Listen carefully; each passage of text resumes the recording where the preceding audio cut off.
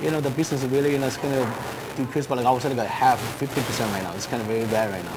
It just everybody don't want to go to Chinatown. They said the virus. After news broke out about the deadly coronavirus in Wuhan, China, Chinatown in Chicago has become a barren land compared to what it was before the virus. Andy Lowe owns 4 Chinese restaurants and has experienced a 50% decrease in customers. There's a lot of people, maybe they're scared, or, they just don't want to go to Chinatown. I'm kind of so sad too.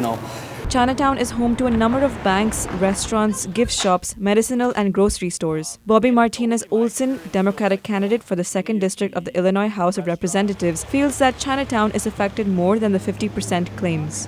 Anecdotally, my experience feels like more. Many of the restaurants and stores are empty. So I wouldn't say 50%, some of them are empty. I know if you talk to a couple of the people right here along the strip and just ask them how is business, they're very candid because a number of these people live on the margins or especially with the tax structure in Chicago, it's already difficult for businesses. So to then wipe out their customers is really hurting them.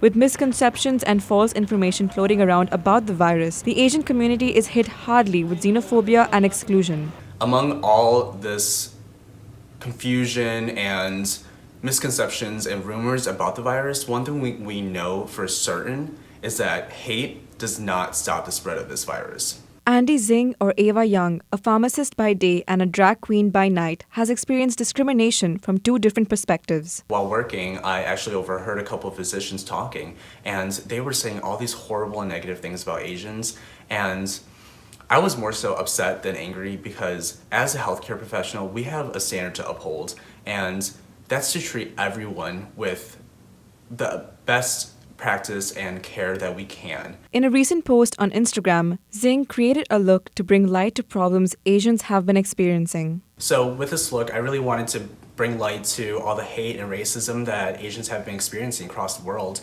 as well as to start a conversation about how we as a society really need to help one another and love each other, and especially in this time of crisis more than ever. At DePaul University, the Department of Health Sciences hosted a panel discussion to inform students about the virus and containment measures. The thing about the structure of this virus is this lipid envelope. It's really easy to kill this virus. So this virus is very easily killed by alcohol, bleach, and Lysol.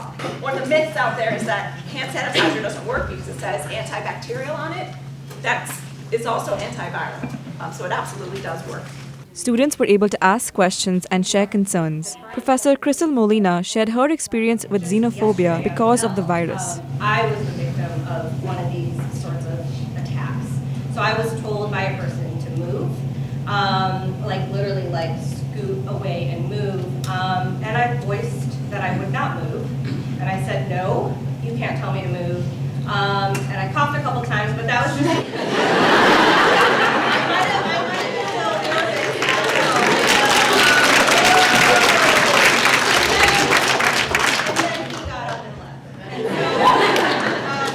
We cannot perpetuate this racism, this xenophobia. We need to stop it.